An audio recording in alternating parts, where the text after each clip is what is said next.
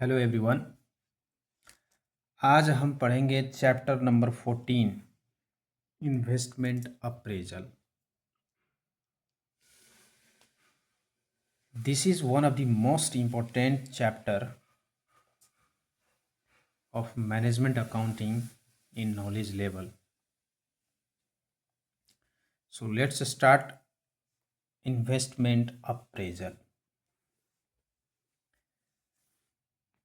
Appraisal का मतलब क्या होता है? अप्रेजल मतलब किसी चीज़ को एसेस करना, मतलब उसको एसेसमेंट करना, उसको अप्रेजल कहते हैं। इस चैप्टर को अच्छे से समझने के लिए ना, there are some terminology that should be understood in a very in depth manner. कुछ टर्म्स हैं जिसे हम डिस्कस करेंगे। अगर वो कुछ टर्मिनोलॉजी क्लियर है हमें, तो हम इस चैप्टर को बहुत ही अच्छे से समझ पाएंगे। ये चैप्टर प्रैक्टिकल लाइफ में भी बहुत यूजफुल है। तो आइए देखते हैं।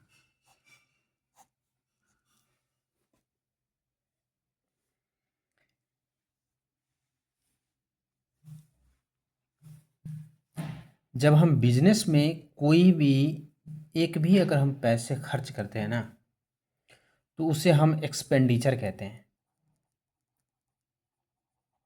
एक्सपेंडिचर।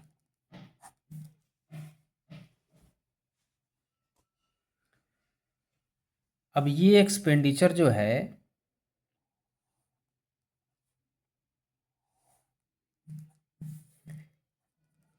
या तो एक्सपेंसेस नेचर में होगी या तो एसेट नेचर में होगी।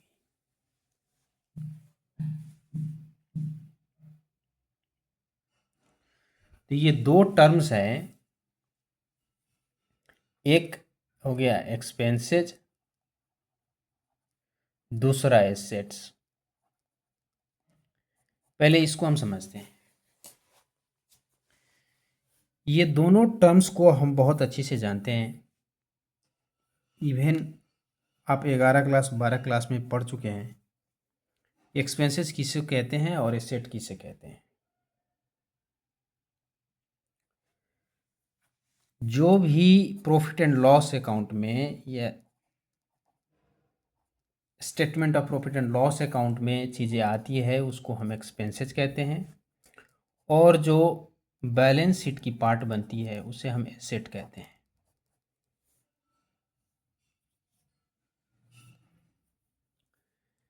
एसेट में भी एक करेंट एसेट होती है, एक नॉन करेंट एसेट होती है। नॉन करेंट एसेट,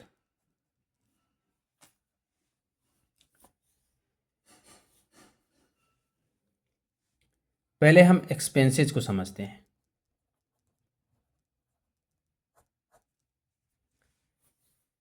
एक्सपेंसेस वो जो प्रॉफिट एंड लॉस में आती है। प्रॉफिट एंड लॉस में क्या क्या चीज़ें आती हैं? कोई भी ऐसा एसेट जो हम परचेज करते हैं for the conversion, for the conversion into cash. ये जनरली क्या है, जो रॉ मटेरियल होती है या डायरेक्ट हम जो परचेज करते हैं उसको सेल करने के लिए जो हमारी स्टॉक होती है, उसे हम एक्सपेंसेस में डालते हैं। इसके अलावा जो मैन्युफैक्चरिंग एक्सपेंसेज हो गई, मैन्युफैक्चरिंग हो गई, मैन्युफैक्चरिंग हो गई, सेलिंग एंड डिस्ट्रीब्यूशन एक्सपेंसेज हो गया। तो ये जितने एक्सपेंसेज होते हैं ये सब हम statement of profit and loss में डालते हैं। इसके अलावा एसेट को मेंटेन करने के लिए, जो हम repair and maintenance, repair and maintenance expenses करते हैं वो सब भी प्रॉफिट एंड लॉस की पार्ट बनाते हैं, इसे एक्सपेंसेज कहते हैं। अब आइए, एसेट में भी नॉन करेंट एसेट किसे कहते हैं? नॉन करेंट एसेट किसे कहते हैं? ये सारी चीज़ें नोट करने की ज़रूरत नहीं है, आप बस समझिए, ये सब चीज़ें बुक में लिखी हुई है, बस कंसेप्ट क्लियर करिए। पढ़ने के लिए बुक से पढ़िए, आप कंसेप्ट क्लियर कीजिए।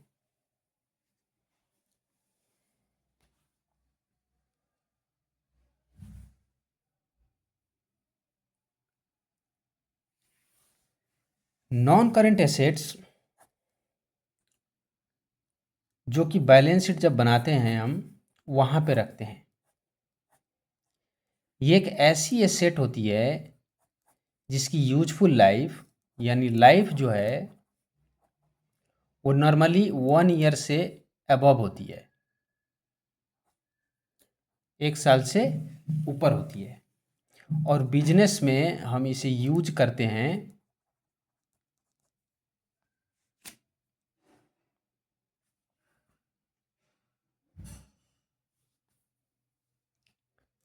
ये जनरली सेल पर्पस के लिए नहीं होता है, इसे हम नॉन करेंट एसेट कहते हैं। जैसे बिजनेस में आपकी प्लांट एंड मशीनरी हो गया, फर्नीचर हो गया, कंप्यूटर हो गया जी, कुछ व्हीकल रखे हैं हमने सामान लाने के लिए, ये सारे नॉन करेंट एसेट्स हो गया। और नॉन करेंट एसेट्स में एक और पार्ट होती है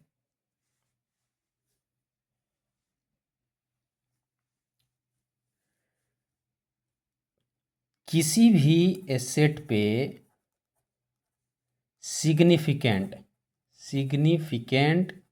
इम्प्रूवमेंट करते हैं हम, इम्प्रूवमेंट करते हैं, उसे भी नॉन करेंट एसेट की पार्ट होता है। यानी उस एक्सपेंडिचर को हम कैपिटलाइज करते हैं। फॉर एग्जाम्पल, आपके पास कार है, बार बार रिपेयर करानी पड़ रही है, आप सच में समझ रहे हैं कि उसकी इंजन बार बार रिपेयर ना करानी पड़े, उस इंजन को ही पूरा चेंज कर देते हैं, चेंज ही कर देते हैं। अब इससे क्या हुआ, उस कार की जो लाइफ है वो बढ़ गई। तो ये जो चेंज करने में जो खर्चे लगे ना, ये कार की वैल्यू में ले जा करके हम ऐड कर देंगे। यानी कार की वैल्यू हमारी कैरिंग WDV अगर उस डेट में बैलेंस शीट में 1 लाख थी और हमने 20,000 की ओवरहॉलिंग की, तो अब उसको हम 1,20,000 दिखाएंगे। और जो 20,000 दिया ये हम प्रॉफिट एंड लॉस में नहीं ले जाएंगे, खर्चे में नहीं दिखाएंगे, सीधे एसेट में बुक करेंगे। तो मोटा मोटी आपने समझ लिया कि एक्सपेंसेस किसे कहते हैं और एसेट कैसे कहते हैं।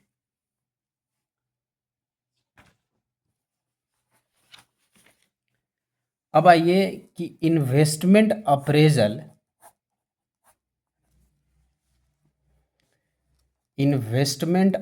जो है, इन्वेस्टमेंट अप्रेजल जो है हम क्यों करते हैं। हम कोई भी अगर नॉन करेंट एसेट में इन्वेस्ट करते हैं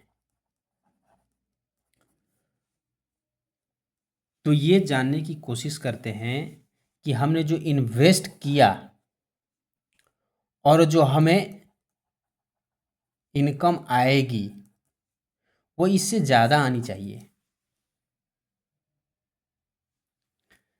या किसी भी प्रोजेक्ट में हम इन्वेस्ट कर रहे हैं इन्वेस्ट कर रहे हैं, तो हम जो प्रोजेक्ट में इन्वेस्टमेंट करेंगे और उस प्रोजेक्ट से जो कमाई होगी पूरे प्रोजेक्ट के लाइफ में, ये हमें इन्वेस्टमेंट से ज़्यादा होनी चाहिए, या कम से कम जितना इन्वेस्टमेंट कर रहे हैं उतना होना चाहिए, या क्या होनी चाहिए, कितनी होगी तो हम उसमें इन्वेस्ट करेंगे। यही सब चीज़ों को हम एनालाइज करते हैं और उसे इन्वेस्टमेंट अप्रेजल कहते हैं। So basically there are 3 methods of appraisal, investment appraisal. Let's talk about them. What are these methods? Methods जो है, मेथड्स ऑफ अप्रेजल।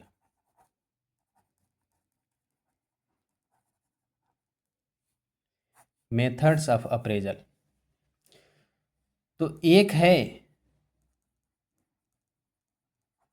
पे बैक पीरियड, दूसरा है नेट प्रेजेंट वैल्यू मेथड। ये सारे मेथड को ना हम डिटेल में बाद में पढ़ेंगे। ये IRR, internal rate of return बोलते हैं इसको। ये 3 मेथड बेसिकली हम पढ़ने वाले हैं। तीनों मेथड को हम डिटेल में पढ़ेंगे। अब दूसरा कंसेप्ट क्या है? Accounting profit, accounting profit and cash flow.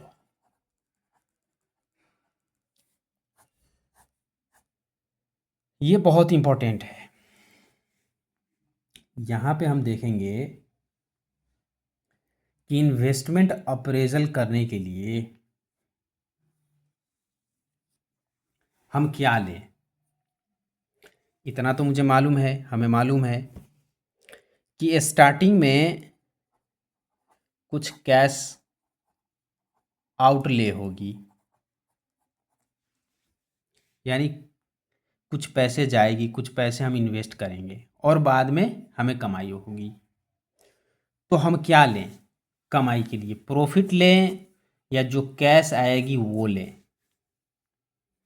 तो ये कंसेप्ट क्लियर करने के लिए ना हम एक देसी एग्जाम्पल लेंगे। देसी एग्जाम्पल, लेट्स पिक वन देसी गाय, not so educated.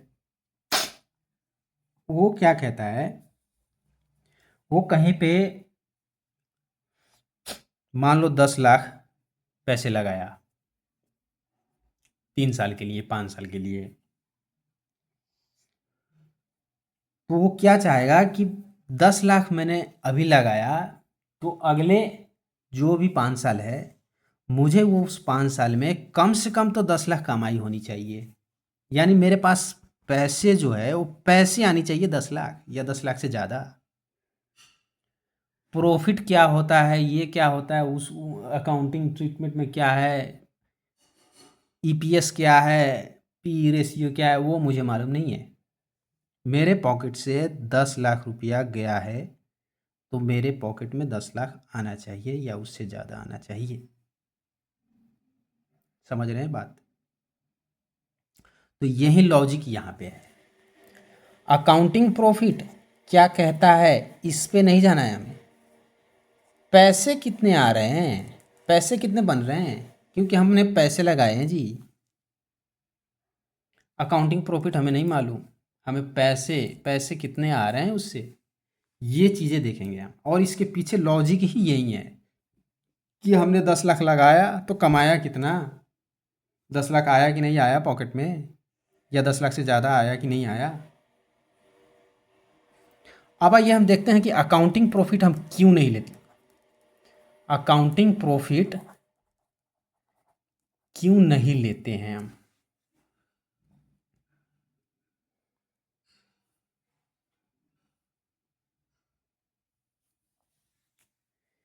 Accounting profit इसलिए नहीं लेते हैं हम कि अकाउंटिंग प्रॉफिट में अक्रूवल बेसिस चलता है,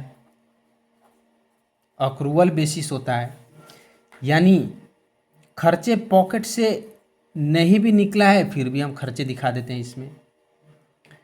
इनकम रेवेन्यू पैसे नहीं भी आया फिर भी हम पैसे यहाँ पे दिखा देते हैं, एक्चुअल में कुछ आया गया है ही नहीं अभी।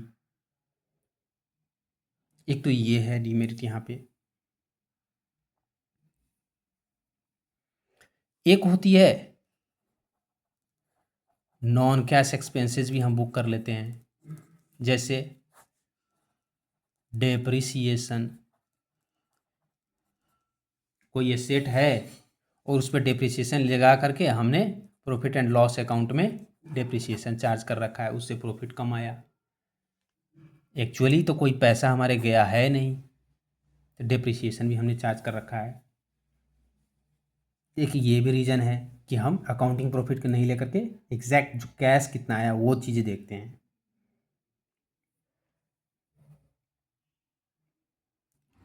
दूसरा क्या है, कोई अगर नॉन करेंट एसेट परचेज हुआ है तो प्रॉफिट एंड लॉस में वो आता ही नहीं है, बस उस पर अगर कुछ प्रॉफिट हुआ है या लॉस हुआ है उसी का इफेक्ट आता है।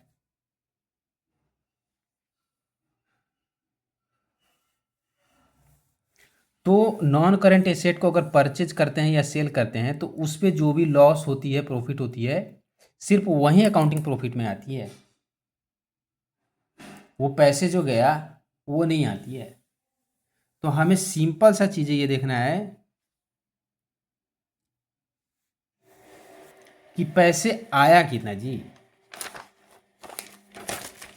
ठीक है, हमने समझ लिया कि अकाउंटिंग प्रॉफिट और कैश फ्लोज क्या होता है, और हम इन्वेस्टमेंट अप्रेजल के लिए सिर्फ कैश फ्लो लेंगे, सिर्फ कैश फ्लो लेंगे। Now here comes very important concept called relevant cash flows.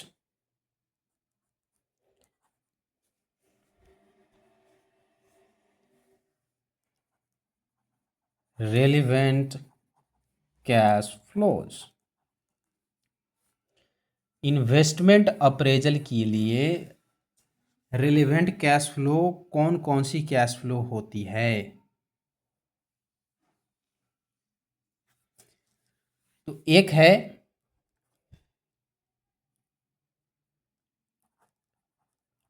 Future cost and revenue, दूसरा है कैश फ्लो, तीसरा है इंक्रीमेंटल कॉस्ट। बहुत ही इंपॉर्टेंट है ये।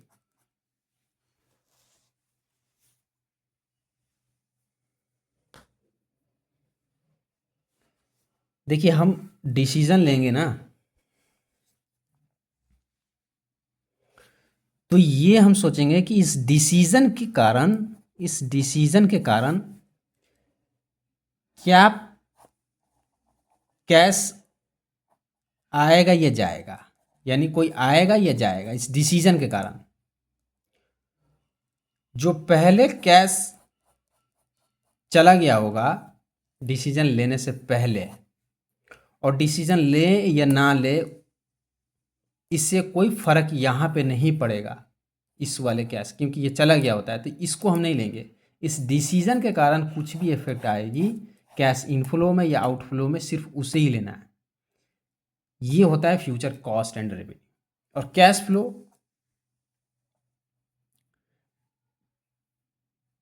हमने पीछे डिस्कस किया, कैश फ्लो वो है मतलब जो कैश में आ रही है उसी को लेना है, अकाउंटिंग प्रॉफिट को नहीं लेना है, नॉशनल कॉस्ट को नहीं लेना है। अब यह है इंक्रीमेंटल कॉस्ट क्या होता है।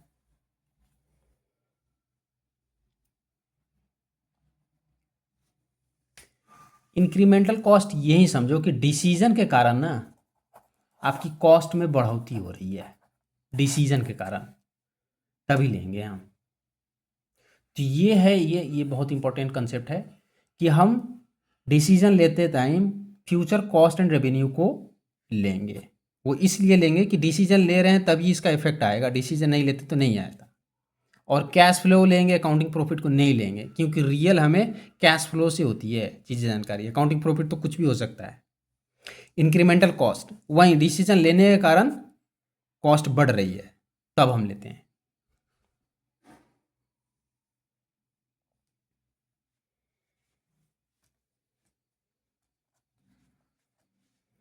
अब आइए हम इससे भी ज़्यादा इंपॉर्टेंट एक कंसेप्ट हम यहाँ पे पढ़ने जा रहे हैं, वो है रेलिवेंट कॉस्ट टर्म्स। कौन कौन सी ऐसी कॉस्ट टर्मिनोलॉजी है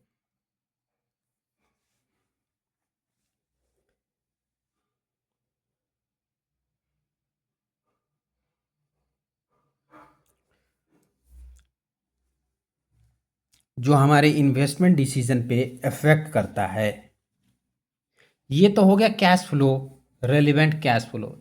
ये इन जनरल कैश फ्लो के रिलेटेड में बात करता है। और ये हो गया टर्मिनोलॉजी की बात करेगा कि ऐसी कौन कौन सी कॉस्ट टर्मिनोलॉजी होती है फाइनेंस में that has to be taken as relevant while making any decision।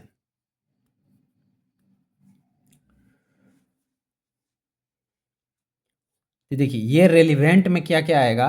एक होती है डिफरेंशियल, डिफरेंशियल कॉस्ट। दूसरी होती है अपॉर्चुनिटी कॉस्ट। लिखने की जरूरत नहीं है, सब बुक में है, बस समझो। तीसरी होती है एवॉइडेबल cost.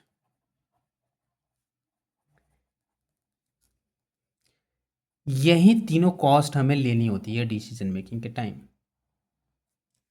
Differential cost, opportunity cost और अवॉइडेबल कॉस्ट।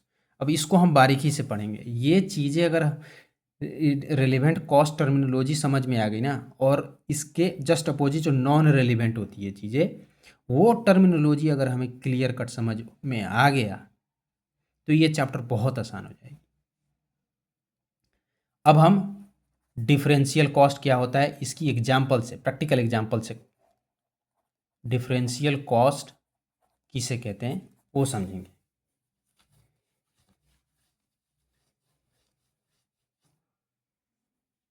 देखिए ये डिफरेंशियल, जैसे इसका नाम है ना वही बता रहा है। डिफरेंशियल में दो अल्टरनेटिव है, दोनों अल्टरनेटिव में जो डिफरेंसेस आ रहे हैं ना उसी को डिफरेंशियल कॉस्ट कहते हैं।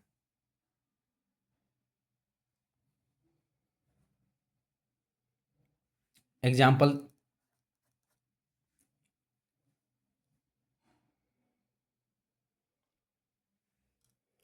ऑप्शन 1 है, यहां पे टोटल कॉस्ट सपोज 1 लाख है। ऑप्शन 2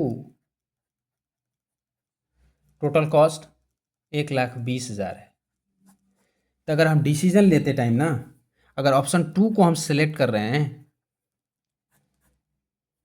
तो यहां पे हम डिफरेंशियल कॉस्ट 1 लाख तो दोनों में कॉमन हो गया, 20,000 प्लस ले लेंगे। इसको कहते हैं डिफरेंशियल कॉस्ट। अगर वहीं ऑप्शन 1 लेते हैं तो कहते हैं कि 20,000 इसमें कम लग रहा है जी, दोनों में से सेलेक्ट करते टाइम, तो वहां पे हम ऑप्शन 1 करके -20,000 ले लेते हैं। ऑप्शन अगर 1 लेते तो, क्योंकि अगर कॉस्ट की एनालिसिस कर रहे हैं हम कि कितने खर्चे लग रहे हैं इस बेसिस पे ले रहे हैं। ये एग्जांपल बाद में जब हम करेंगे ना फुल फ्लेज एग्जांपल तो बहुत बढ़िया से क्लियर होगी। पर इतना समझो कि जो डिफरेंशियल दो अल्टरनेटिव के बीच में जो डिफरेंसेस होते हैं कॉस्ट में या रेवेन्यू को, उसी को डिफरेंशियल कॉस्ट कहते हैं। अगर हम ऑप्शन 2 सेलेक्ट करते तो बोलते कि हमें 20,000 एक्स्ट्रा लग रहा है, ऑप्शन 1 सेलेक्ट करते तो हम बोलते कि हमें 20,000 जी बच रहा है। बस इसी को डिफरेंशियल कॉस्ट कहते हैं। अब आइए अपॉर्चुनिटी कॉस्ट, ये बहुत ही इंपॉर्टेंट है। अपॉर्चुनिटी कॉस्ट, ये टर्म आप जिंदगी भर सुनोगे। अपॉर्चुनिटी कॉस्ट, अपॉर्चुनिटी कॉस्ट किसे कहते हैं? ये एक ऐसी कॉस्ट है जो बेस्ट अल्टरनेटिव को छोड़ने के लिए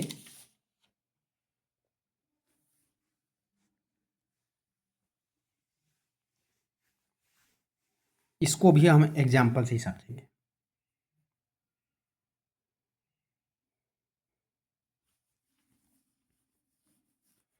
बेस्ट अल्टरनेटिव फॉरगॉन,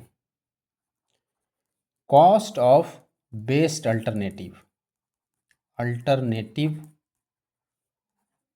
फॉरगॉन, इसको कहते हैं अपॉर्चुनिटी कॉस्ट। अब एग्जाम्पल देखिए, एक आदमी है, इसके पास संडे के दिन इसके बाद 3 ऑप्शन है, ऑप्शन 1, ऑप्शन 2, ऑप्शन 3। ऑप्शन 1 ये है कि अगर 1 आवर टीचिंग कराता है तो इसको 5,000 रुपया मिलता है।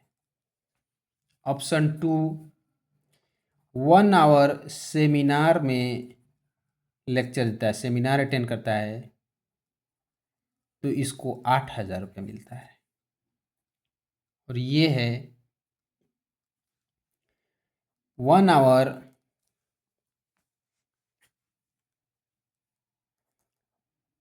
यूट्यूब लाइव अगर बैठता है तो इसको 6,000 मिलता है। अब अनदर कॉल आता है उसके पास, अर्जेंट है जी, ये बोलता है कि सर आप ना 1 घंटे के लिए 1 घंटे के लिए आप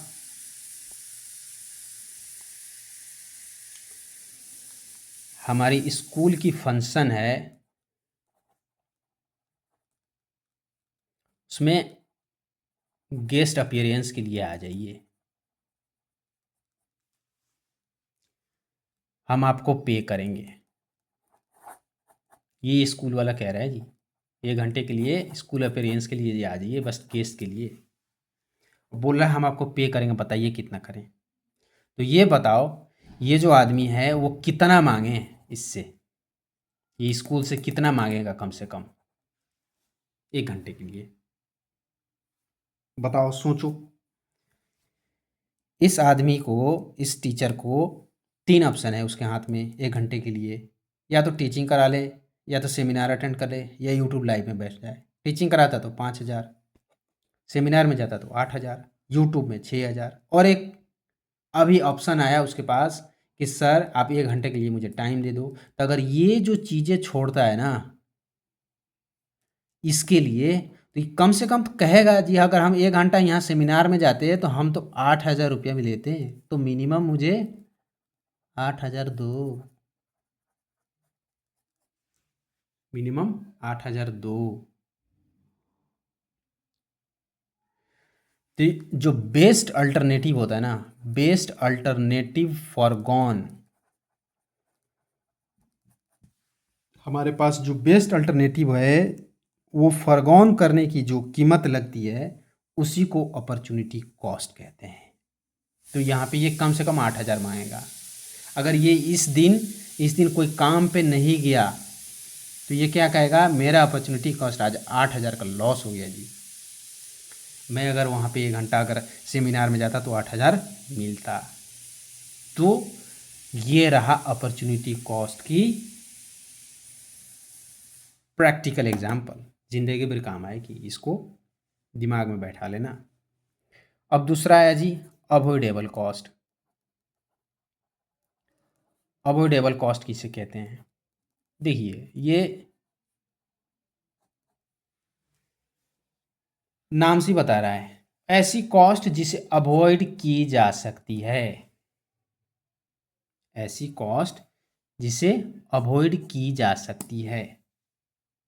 यानी हम डिसीजन लें तभी उसका इफेक्ट आएगा, तभी इफेक्ट आएगा जी।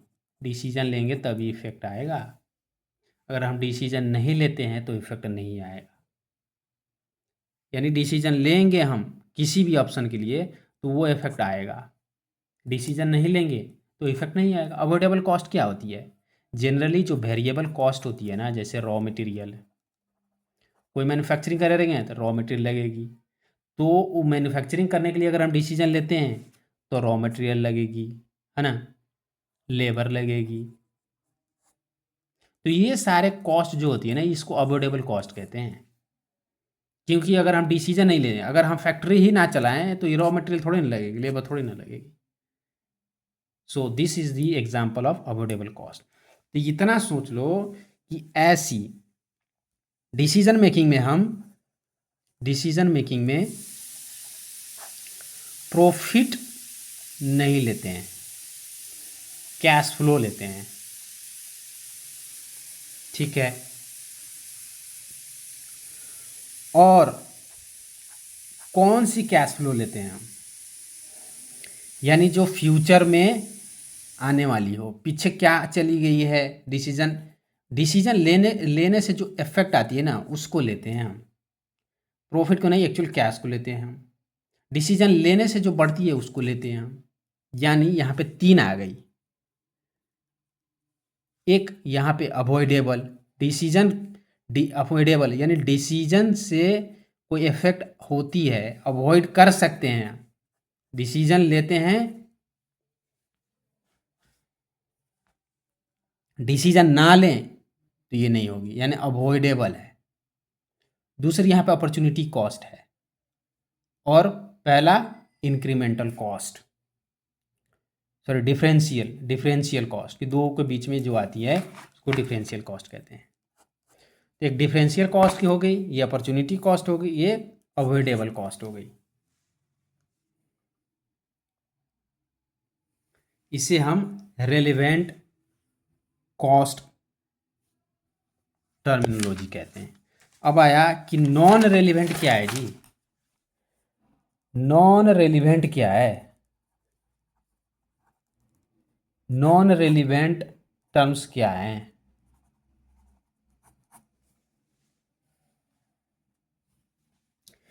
अब ये भी बहुत इंपॉर्टेंट है, ये भी जिंदगी भर काम आएगी। बढ़िया से एग्जांपल देके समझाता हूँ। संक कॉस्ट,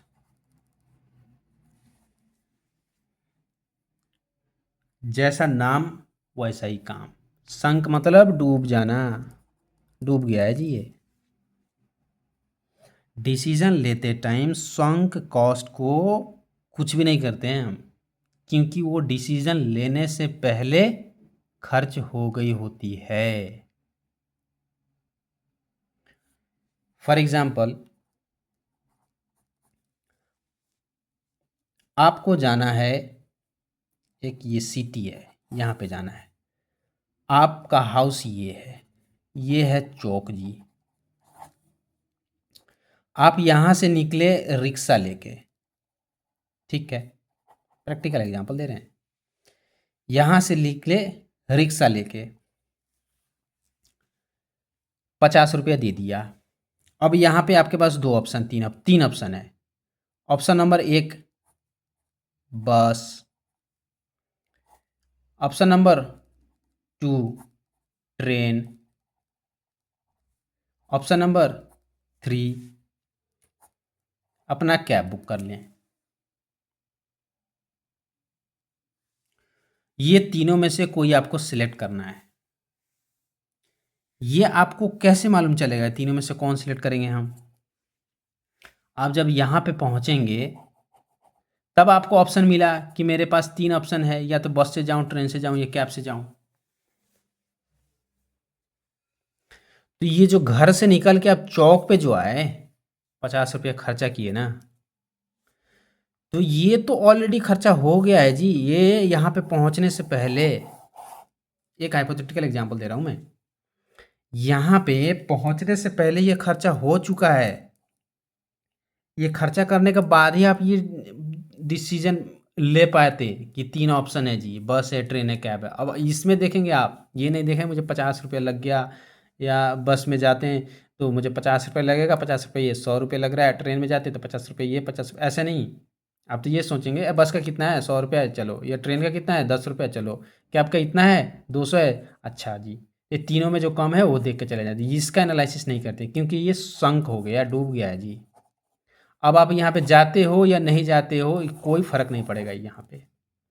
यहाँ पे आके आप सिटी जाओ या ना जाओ, ये 50 रुपया कोई फ़र्क नहीं पड़ेगा। तो अब बिजनेस एग्जांपल देता हूँ मैं। बिजनेस एग्जांपल में जैसे कोई फार्मा कंपनी है, मेडिसिन बनाती है, तो वो ना मेडिसिन बनाने से पहले पहले R&D करता है, रिसर्च एंड डेवलपमेंट करता है। वो एक टैबलेट बनाएगा, ये इंजेक्शन बनाएगा, पहले R&D कर देगा, उसके बाद क्लिनिकल ट्रायल होती है। अब क्लिनिकल ट्रायल सक्सेस हो जाती है ना, उसके बाद वो इन्वेस्टमेंट करें कि ना करें, करेंगे तो कितना कमाई होगा, नहीं करेंगे तो नुकसान होगा कि क्या है। ये अगर हम इन्वेस्टमेंट, इतना ह्यूज इन्वेस्टमेंट करते हैं तो क्या हमें फ़ायदा होगा कि नहीं होगा, यहाँ तक पहुँचने के बाद ये शुरू होगी। तो पहले ये R&D वगैरह कर लेते हैं।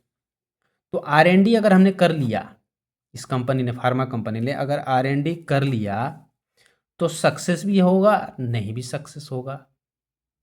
अब सक्सेस होगा तो यहाँ पे वो डिसीजन लेगा कि आगे हम इन्वेस्ट करें या ना करें, और नहीं सक्सेस होगा तो छोड़ देगा यहीं पे।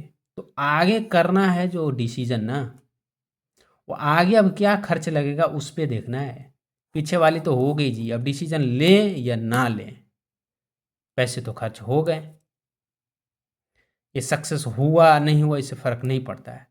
तो इसे संक कॉस्ट कहते हैं। आपके डिसीजन से इसे कुछ फ़र्क नहीं पड़ेगा। डिसीजन करने से पहले ये चीज़ें हो चुकी होती है, इसको कहते हैं संक कॉस्ट। दूसरी है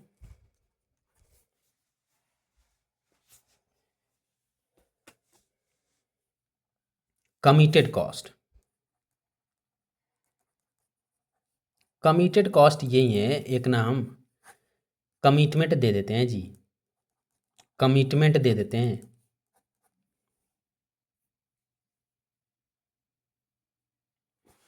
कमिटमेंट दे देते हैं हम।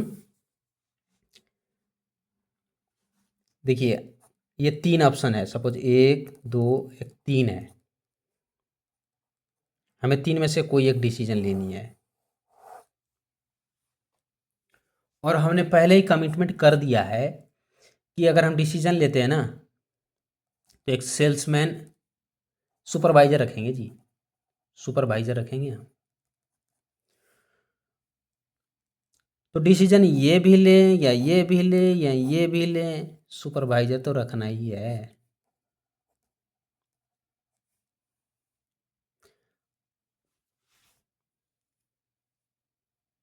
इसे कहते हैं कमिटेड कॉस्ट। जो ऑलरेडी हमने कमिट कर चुके हैं हम।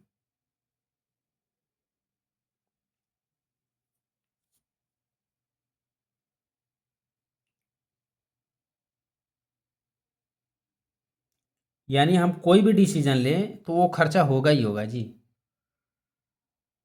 तो उसको हम डिसीजन लेते टाइम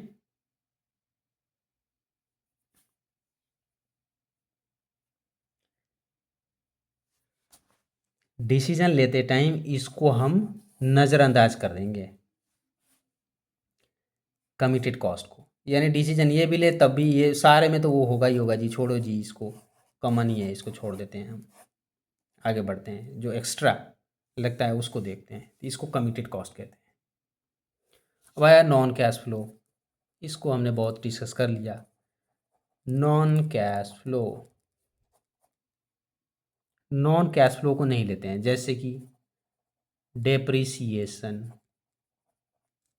डिप्रिसिएशन से हमारे प्रॉफिट को तो कम कर देता है, पर एक्चुअल में हमें तो कमाई हो ही रहती है ज़्यादा, तो इसको हम नहीं लेते हैं। दूसरा नॉशनल कॉस्ट है, जैसे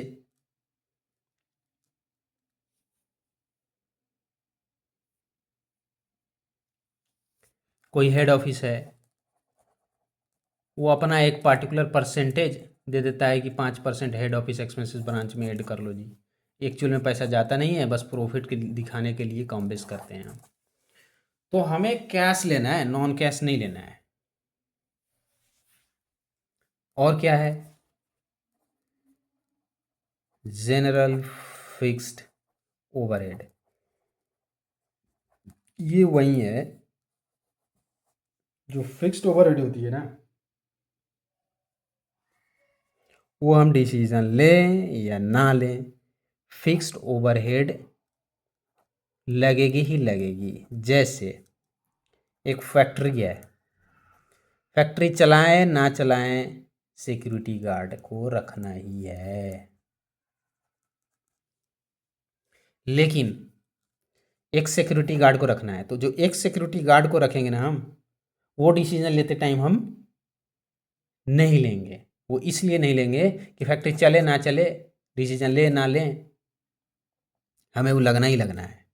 लेकिन वहीं अगर डिसीजन के कारण हमें एक एक्स्ट्रा अगर थपना पड़ेगा सिक्योरिटी गार्ड को, तो जो एक्स्ट्रा एक लगेगी ना, उसको हम ऐड करेंगे।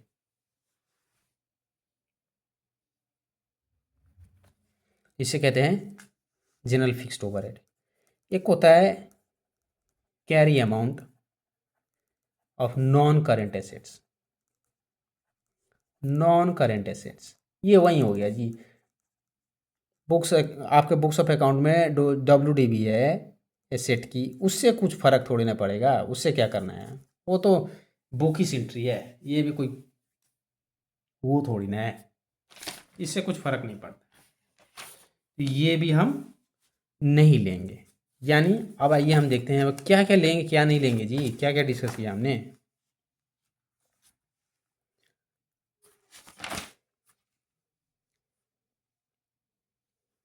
रेलिवेंट कॉस्ट में हम लेते क्या है, डिफरेंशियल कॉस्ट, दो के बीच में जो दो ऑप्शन के बीच में जो एक्सेस जाती है उसको लेते हैं। दूसरा अपॉर्चुनिटी कॉस्ट, जो बेस्ट अल्टरनेटिव होता है उसको फॉरगॉन करने के लिए जो लगता है उसको हम डिसीजन में लेंगे। जैसे कि एग्जांपल दिया स्कूल टीचर वाला। अवॉइडेबल कॉस्ट, अवॉइडेबल कॉस्ट हम ऐसी कॉस्ट जो अवॉइड कर सकते हैं डिसीजन लेते टाइम, जैसे कि लेबर, रॉ मटेरियल, ये अगर हम डिसीजन ना ले तो वो नहीं लगेगा। इतना सोच रहे हैं कि डिसीजन के कारण क्या इफेक्ट हो रहा है, बस वही चीज़ें लेते हैं। अब नॉन रिलेवेंट संक कॉस्ट जो पहले ही हो चुकी है, जैसे रिसर्च एंड डेवलपमेंट कॉस्ट होती है R&D, उसको नहीं लेते हैं। कमिटेड कॉस्ट, जी हमने कमिट किया है उसको देना ही देना है, तो उसे डिसीजन लेने ना लेने से कुछ फ़र्क थोड़ी ना पड़ेगा। कोई भी डिसीजन उस सब में वहीं रहेगा, ना भी लें तब भी वहीं रहेगा।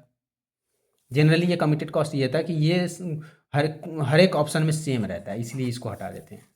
नॉन कैश फ्लो, बात किया हमने, अकाउंटिंग प्रॉफिट नहीं लेते हैं जी, कैश फ्लो को लेते हैं। डिप्रिसिएशन होता है, नोशनल हेड ऑफिस एक्सपेंसेस होता है, ये सब चीज़ें नहीं लेते हैं हम। जनरल फिक्स्ड ओवरहेड, जैसे एग्जांपल से समझाया, कोई सिक्योरिटी गार्ड है फैक्ट्री में, तो फैक्ट्री चले या ना चले सिक्योरिटी गार्ड रखना ही है। लेकिन अगर फैक्ट्री चलने से कोई एक्स्ट्रा सिक्योरिटी गार्ड थप रहे हैं तो वो एक्स्ट्रा को हम रखेंगे। Carry amount of non current assets, bookish entry से कुछ फर्क नहीं पड़ता है। तो ये है टर्म्स जो हमें बहुत काम आएंगे आगे इन्वेस्टमेंट अप्रेजल करने के लिए। तो आप इसको बुक से अच्छे से एक बार देख सकते हैं। और नेक्स्ट पार्ट में हम इन्वेस्टमेंट अप्रेजल की जो भी 3 मेथड हैं, पे बैक पीरियड, ये जो मेथड हैं पे बैक पीरियड वाला, NPV और IRR, इसको अच्छे से समझेंगे। और जो भी आपके एग्जाम्पल है वो भी हम करेंगे इसमें।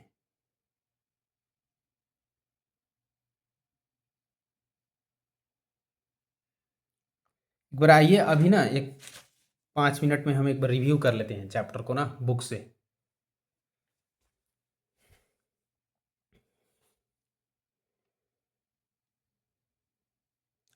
इन्वेस्टमेंट अप्रेजल ये पढ़ लेना, वही न्यू नॉन करेंट एसेट्स के लिए होता है, एक्सपेंस होता है पैसे खर्चे, जैसे मैंने बताया था एक्सपेंडिचर हो गया जी, उसके बाद एक्सपेंसेस किसे कहते हैं और एसेट किसे कहते हैं। तो ये एक्सपेंसेस किसे कहते हैं, स्टेटमेंट ऑफ प्रॉफिट लॉस में जाती है। Purchase of assets acquired for conversion, जो गुड्स रीसेल के लिए, मैन्युफैक्चरिंग एक्सपेंसेस हो गया, रेवेन्यू अर्निंग कैपेसिटी को मेंटेन करने के रिपेयर एंड मेंटेनेंस जो हो गया, इसको एक्सपेंसेस कहते हैं। और एसेट में क्या होता है, acquisition non current asset required for use in the business not for resale. पहले हम डिस्कस सब सारे कर लिए हैं।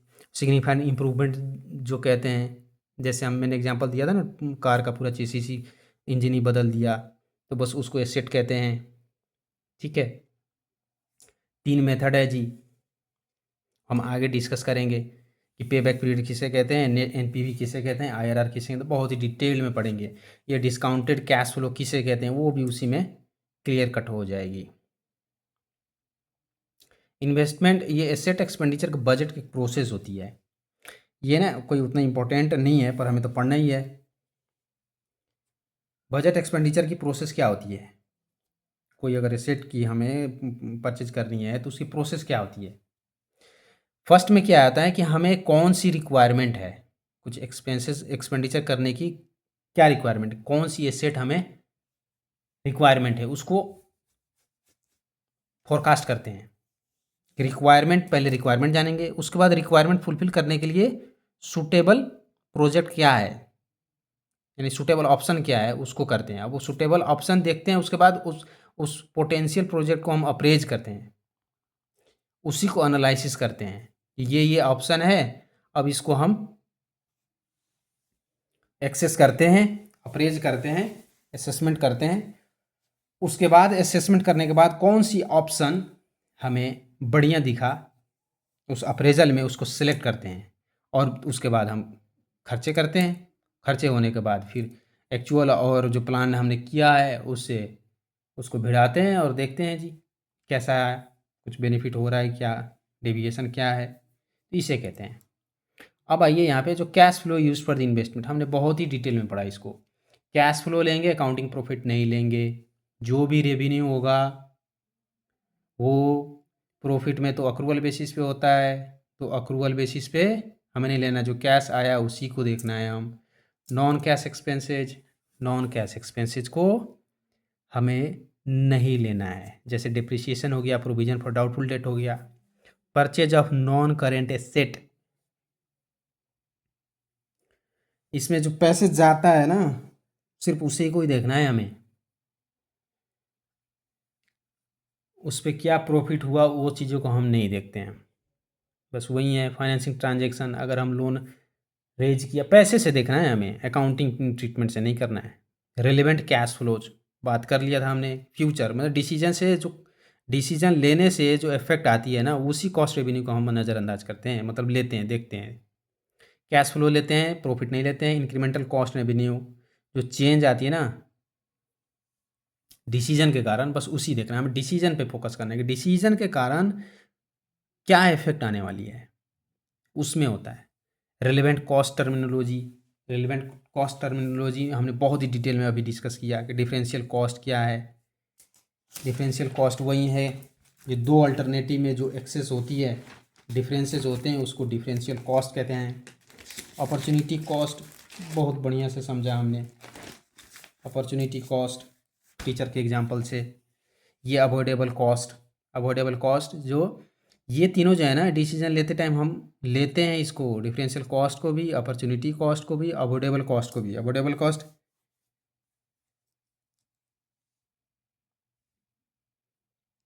अगर हम वो डिसीजन नहीं लेते हैं ना तो उसको अवॉइड कर सकते हैं, छोड़ सकते हैं, जैसे raw material, labour, other manufacturing. अगर हम मैन्युफैक्चरिंग का डिसीजन लेते हैं तभी तो रॉ मटेरियल लगेगा जी, लेबर लगेगा, नहीं लेते तो नहीं लगेगा।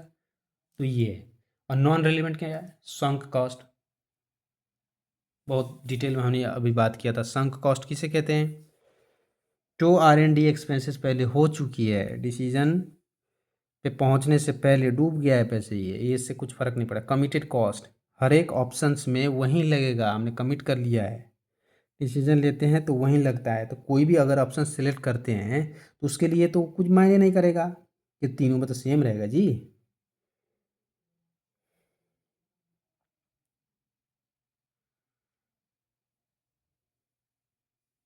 ये जनरली फिक्स कॉस्ट की तरह है। नॉन कैश फ्लो हमें नहीं लेना है, कैश लेना है बस। जनरल फिक्स्ड ओवरहेड वही जो हमने अभी सिक्योरिटी गार्ड वाला एग्जांपल से समझा ना, वो है। फिक्स्ड ओवरहेड नहीं लेना है। अगर डिसीजन से फिक्स्ड ओवरहेड बढ़ रहा है तब लेना है। Carry amount of non expenditure non current assets are not relevant cost because like depreciation they are determined by accounting convention rather than future cash flows. आइए अब एक एग्जांपल देखते हैं। यहाँ पे एक कंपनी है evaluating proposed expenditure on an item of equipment that would cost $160,000. A technical feasibility study has been carried out by the consultants at a cost of $15,000 into benefits from the investing in equipment. पढ़ो बढ़िया से पढ़ो. It has been estimated that the equipment would have a life of 4 years and annual profits would be 8,000 after deducting annual depreciation 40,000 and annual charges 25,000 for the share of existing fixed cost of the company. What are the relevant cash flows for this investment? तो इस example में हमें पूछ रहा है कि relevant cash flow क्या है। तो हमने रेलिवेंट कैश फ्लो में 3 चीज़ें पढ़ी। रेलिवेंट में क्या क्या होता है? डिफरेंशियल होती है, अपॉर्चुनिटी होता है और अवॉइडेबल होता है। और हमने ये भी पढ़ा कि डिसीजन लेते टाइम जो नॉन रेलिवेंट होता है उसको नहीं लेते हैं, यानी अकाउंटिंग प्रॉफिट को नहीं लेते हैं, हम कैश को लेते हैं, संक कॉस्ट को नहीं लेते हैं, जनरल फिक्स्ड ओवरहेड को नहीं लेते हैं। तो यहाँ पे बोला है कि रेलिवेंट कॉस्ट क्या है जी। अगर हम $1,60,000 स्पेंड करने वाले हैं, ये बता रहा है कि यहाँ पे has been stated that the equipment would have a life of 4 year, 4 साल की उसकी लाइफ रहेगी। एनुअल प्रॉफिट 8,000 होगा। ये 8,000 कैसे आया है? After deducting annual depreciation 40,000। और ये देखिए टेक्निकल फिजिबिलिटी स्टडी, ये जैसे टेक्निकल फिजिबिलिटी भी उस जैसे रिसर्च एंड डेवलपमेंट होती है ना, डिसीजन लेने से पहले टेक्निकल फिजिबिलिटी करते हैं। कोई प्रोजेक्ट करने से पहले ना उसकी फिजिबिलिटी देखते हैं कि यहाँ पे प्रोजेक्ट बन पाएगी कि नहीं बन पाएगी। एक टेक्निकल होती है, एक फाइनेंशियल फिजिबिलिटी है। पहले टेक्निकल देखते हैं कि बनेगी नहीं कि बनेगी, यानी उसकी रिसर्च करते हैं हम। तो ये भी R&D हो गया, संक कॉस्ट हो गया, डिसीजन में नहीं लगेगा काम। ये 50,000 का 15,000 का कोई काम नहीं है। Has been carried out by consultant, ये बहुत हो चुका होता है consultant at a cost of 15,000 लग चुका है जी। अब इन्वेस्टमेंट डिसीजन ले ना ले कुछ फ़र्क नहीं पड़ेगा। और बता रहा है कि अगले 4 साल तक ये एनुअल प्रॉफिट 8,000 आएगा। कैसे आया 8,000? डिप्रिसिएशन घटा करके और एनुअल चार्ज भी घटा करके। लेकिन हमारे लिए रेलिवेंट कॉस्ट क्या हो रहेगी? ये तो आएगा नहीं। और 8,000 जो है, 8,000 में से 8,000 कैसे आया है? 40,000 ये लेस करके और 25,000 ये लेस करके। तो 40,000 क्या है? डिप्रिसिएशन। यानी डिप्रिसिएशन हमें तो नहीं लेना है ना। तो ये जो 8,000 घट के आया है 40,000, तो 40,000 इसमें जोड़ेंगे हम। और 25,000 फिक्स्ड ओवरहेड, ये भी हम नहीं लेंगे, तो हम नहीं घटाएंगे। यानी हमारा कैश फ्लो जो है ये 40,000, ये 25,000 प्लस 8,000। 8,000 में 40,000 भी जुड़ेगा, ये 25,000 भी जुड़ेगा। तो 40,000 और 65 ही और प्लस 8, 73,000 जो है वो हमारा, यहाँ पे देखो 73,000 जो है annual cash flow will also be relevant for the life of. ये 73, 8,000 में हमने डिप्रिसिएशन एड बैक कर दिया। क्यों? कि हम डिप्रिसिएशन थोड़ा नहीं लेते हैं। यहाँ पे 8,000 में घट के आया है, इसीलिए हम इसको जोड़ रहे हैं। और 25,000 क्या हो गया? फिक्स कॉस्ट है, वो भी घटा दिया है यहाँ पे 8,000 में से। लेकिन ये हम डिसीजन लेते टाइम थोड़े ना लेंगे। अगर ये डिसीजन नहीं भी लेते तब भी ये 40,000 और 25,000 तो लगता ही है जी। इसीलिए हम इसको ऊपर कर दिया, यानी हमें उसको 73,000 एनुअल पैसे आएगा। पैसे की बात होगी। $1,60,000 वो लगा रहा है पिछले 4 साल के, अगले साल 4 साल के लिए, और हर एक साल 73,000 आएगा। ये है। So this is the end of this part.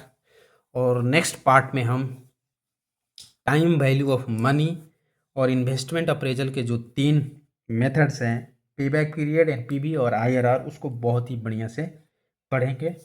ये एग्जाम्पल देख लेना एक बार, और नेक्स्ट चैप्टर शुरू करने से पहले ये एग्जाम्पल भी मैं एक बार क्लियर करा दूंगा। Okay, take care, bye bye.